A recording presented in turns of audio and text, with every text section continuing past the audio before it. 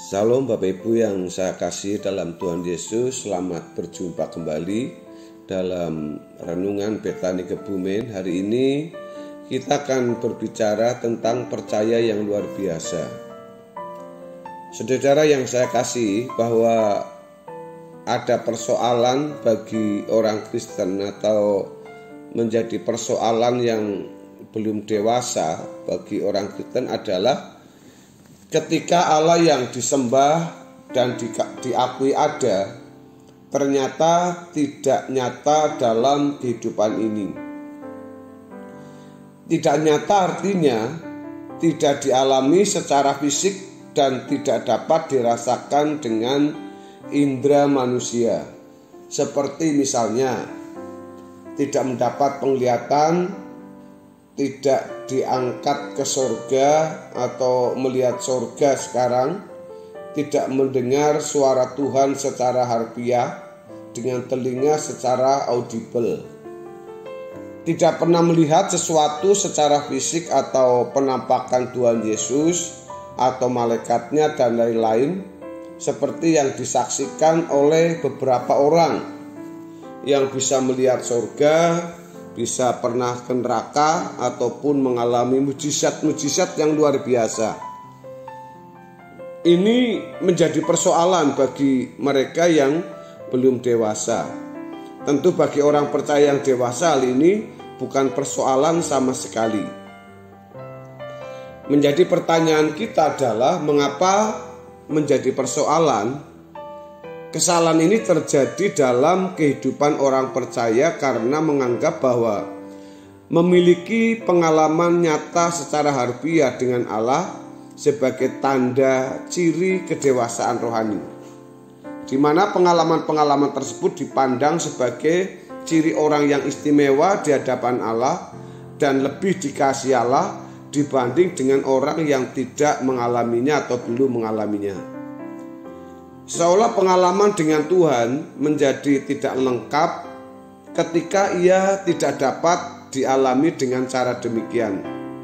Orang Kristen yang pernah, maksud saya yang percaya kepada Tuhan hanya karena tanda-tanda lahiriah atau hal-hal yang bersifat spektakuler adalah orang Kristen yang invalid, seperti seorang cacat fisik yang membutuhkan kayu penopang.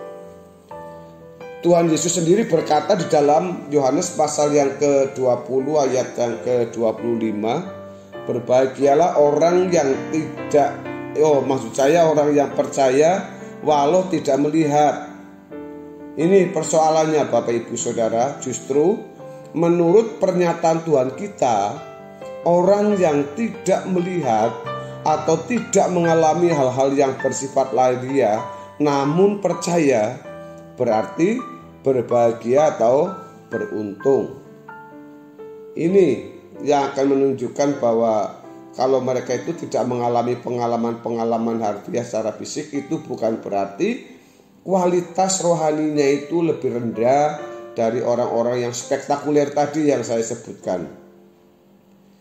Jika tidak pernah punya pengalaman yang spektakuler, hendaknya kita tidak merasa memiliki kehidupan rohani yang lebih rendah, apalagi berpikir bahwa kita itu kurang dikasihi Allah. Orang percaya harus bertumbuh dewasa, belajar percaya atau mempercayai Allah tanpa ada tanda-tanda lahiriah, seperti yang sering saya ungkapkan baik dalam ibadah doa, dalam khotbah pada hari Minggu ataupun dalam renungan-renungan yang sering saya sampaikan, bahwa tidak secara fisik saja orang yang benar-benar dikasihi Allah. Justru pada waktu Anda mengalami situasi yang paling sulit sekalipun, tapi sepertinya belum ada tanda-tanda, bukan berarti Anda bukan orang dikasihi Allah. Tapi justru mungkin sebaliknya saudara, Tuhan sedang membawa Anda kepada sebuah kualitas hidup atau kualitas iman yang semakin tinggi, yang semakin kokoh, semakin kuat.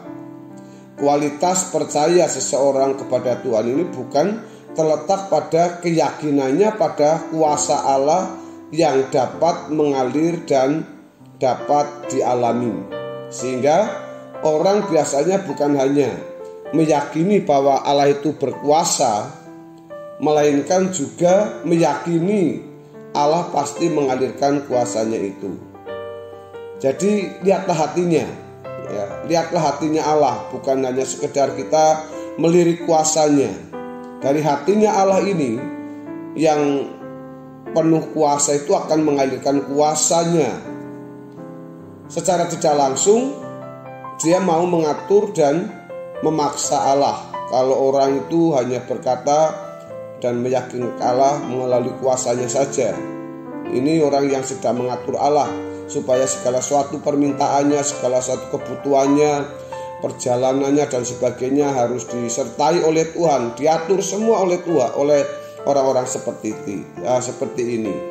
Dengan menggunakan nama Yesus seolah-olah Allah tidak berdaya dan akan menuruti keinginan seseorang. Ini merupakan praktek yang keliru berkaitan dengan penggunaan nama Tuhan. Seharusnya prinsip kita seperti yang diajarkan di dalam doa Bapa Kami, jadilah kehendakmu di bumi seperti di surga. Artinya apa, saudara?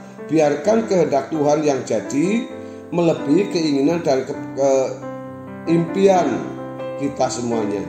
Saudara, Alkitab memang berkata bahwa apapun yang kita minta dalam nama Tuhan akan dilakukan oleh Tuhan. Dalam Yohanes 14 ayat yang ke-13. Namun kita harus melihat konteks dari ayat tersebut bahwa mereka yang meminta dalam nama Tuhan adalah orang-orang yang telah percaya kepada Tuhan dan dipercaya oleh Tuhan untuk melakukan pekerjaannya. Dalam Yohanes 14 ayat yang ke-12. Jadi janji Tuhan ini berkaitan dengan permintaan dalam nama Tuhan tersebut bukan untuk kepentingan dirinya, melainkan untuk kepentingan Tuhan.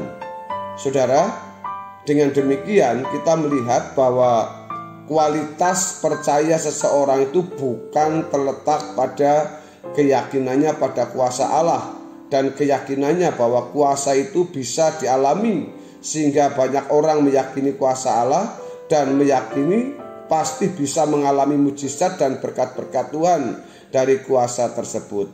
Kualitas percaya kita ditentukan oleh kesediaan kita menerima apapun. Ini saudara, menerima apapun yang harus kita alami tanpa menuntut Allah berbuat sesuatu sesuai dengan kehendak kita atau keinginan kita. Ketika seseorang tetap mempercayai Allah tanpa syarat, hal tersebut membuktikan kualitas percayanya. Ini di sini saudara, inilah yang disebut orang percaya yang luar biasa. Saudara, untuk memiliki kualitas percaya seperti ini memang tidak mudah. Murid Tuhan Yesus yang selalu bersama-sama dengannya juga masih mempertanyakan kapan Tuhan akan memulihkan kerajaan Israel. Israel jasmani maksudnya dalam Kisah 1 ayat 6 sampai dengan ayat yang ke-7. Hal ini menunjukkan mereka belum sepenuhnya memiliki kualitas percaya yang luar biasa ketika awal mula kebangkitan Tuhan. Namun melalui proses panjang ini saudara, para murid akhirnya kita tahu mereka mengerti dan menghidupi kualitas percayanya menjadi luar biasa. Hal ini terbukti ketika mereka berani mempertaruhkan nyawanya demi iman kepada Tuhan Yesus tanpa syarat. Mereka tidak lagi menuntut Tuhan melakukan sesuatu bagi mereka, tetapi menyerahkan diri dalam kepercayaan penuh bahwa Allah memelihara jiwa mereka. Jika para murid mengalami proses panjang untuk mencapai kualitas seperti ini, begitu pula dengan Anda, dengan kita. Kita akan mengalami proses panjang untuk mencapai titik ini, asalkan bersedia diubah oleh Tuhan. Kesediaan tersebut akan tercermin dalam kehidupan kita yang tidak menuntut Tuhan, tetapi menjalani semuanya dalam iman percaya kepadanya. Saudara, ketakutan dan kekhawatiran kita pasti luluh dan tidak ada apa-apanya dibandingkan dengan kepercayaan kita terhadap kebijaksanaan Tuhan yang sempurna. Inilah yang akan membawa kita memiliki kualitas percaya atau pendewasaan Tuhan di dalam kehidupan orang percaya secara luar biasa, sehingga kita bisa mengikuti jejak Tuhan. Saudara, kiranya kebenaran firman Tuhan hari ini memberkati Anda dan saya.